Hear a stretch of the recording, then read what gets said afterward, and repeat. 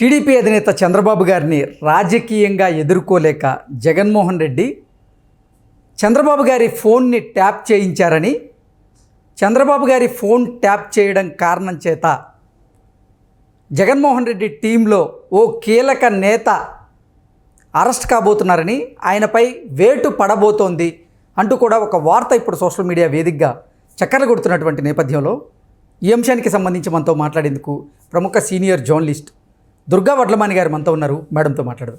Madam నమస్తే. Madam నమస్తే అండి. మేడం, జగన్మోహన్ రెడ్డి చంద్రబాబు గారి ఫోన్ని ట్యాప్ చేయించారని, చంద్రబాబు గారి ఫోన్ ట్యాప్ చేయించిన కారణం చేత జగన్మోహన్ రెడ్డి టీంలో ఒక కీలక నేత మీద వేటు పడబోతుందని, త్వరలోనే ఆయన అరెస్ట్ కాబోతున్నారు అంటూ కూడా ఒక వార్త సోషల్ మీడియా వేదికగా చక్కర్లు కొడుతూ ఉంది. ఏంటి మేడం, నిజంగానే చంద్రబాబు గారి ఫోన్ ట్యాప్ అయిందా? ఆ ట్యాప్ చేయించింది ఎవరు త్వరలో అరెస్ట్ కాబోతున్నారు? ఆ కీలక నేత ఎవరు? ఆ కీలక వ్యక్తి ఎవరు అంటే ఏం చెప్తారు? ఇప్పుడు నిప్పులేందే పొగరాదండి.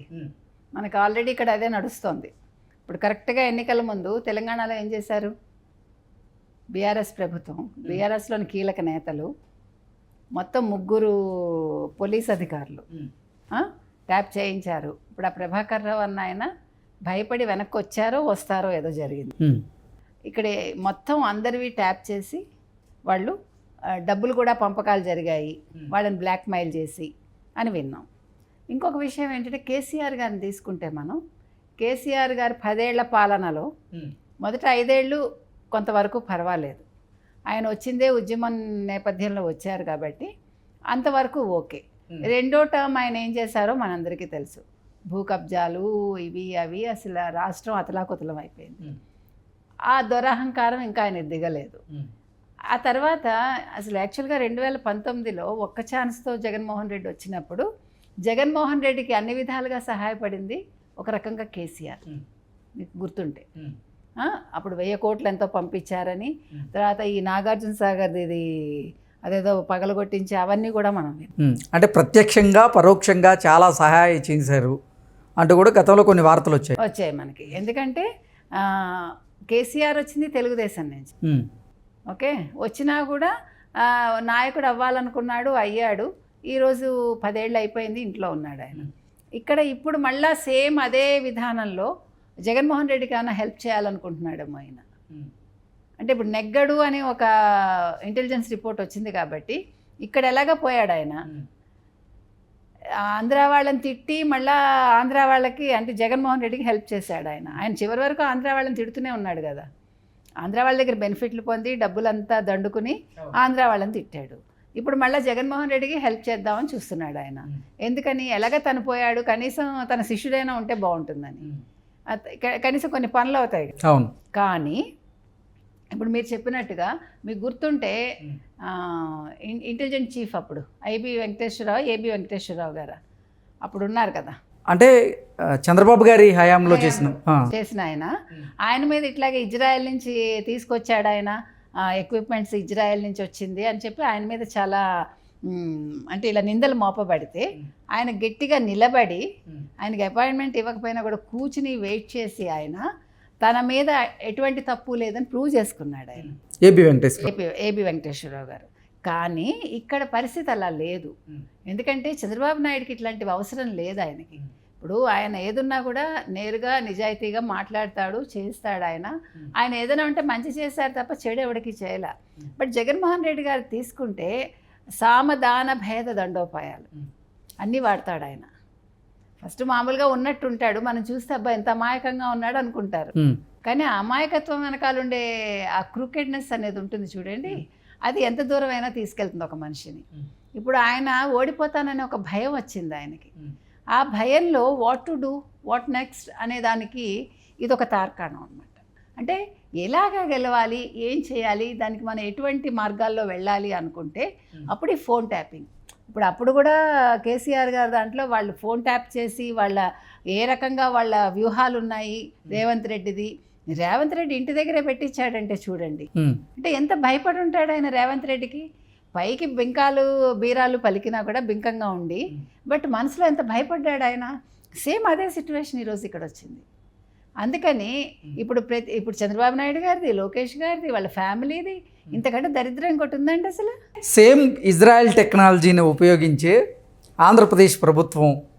ఆంధ్రప్రదేశ్ ప్రభుత్వంలో కీలకంగా వ్యవహరించేటువంటి ఒక అధికారి చంద్రబాబు గారి ఫోన్ ట్యాప్ చేయించారని, అలాగే చంద్రబాబు గారితో పాటుగా వారి కుటుంబ సభ్యుల ఫోన్లు కూడా ట్యాప్ చేయించారు అంటూ కూడా కొన్ని వార్తలు వస్తూ ఉన్నాయి. ఎవరు మేడం ఆ కీలక వ్యక్తి? ఇంకెవరండి, సజ్జల గారు అవ్వాలి. నెంబర్ 1 ఆయన, నెంబర్ 2 విజయసాయిరెడ్డి మనకు తెలిసి. అంటే వాళ్ళిద్దరే కదా మెయిన్. ఇదివరకు అంటే ఇంటెలిజెన్స్ చీఫ్ గారి పేరు కూడా వినపడుతోంది. చీఫ్ సీతారామాంజనేయులు గారు. అంటే సీతారామాంజనేయులు గారికి అంత ధైర్యం ఉందో లేదో మనకు తెలియదు. అంటే మనకి తెలియదు అంటున్నా. మీ అభిప్రాయం? నా అభిప్రాయం. ఎందుకంటే ఇప్పుడు ఒక వ్యక్తి తప్పు చేశాక మీరు గమనిస్తే కనుకైతే రాజశేఖర రెడ్డి హయాంలో పనిచేసిన ఐఏఎస్లు వాళ్ళందరూ కూడా తర్వాత జైలు పాలయ్యారు. ఇక్కడ ఒక మాట మనం ఏం గుర్తుపెట్టుకోవాలంటే, రాజకీయ పదవులు శాశ్వతం కాదండి.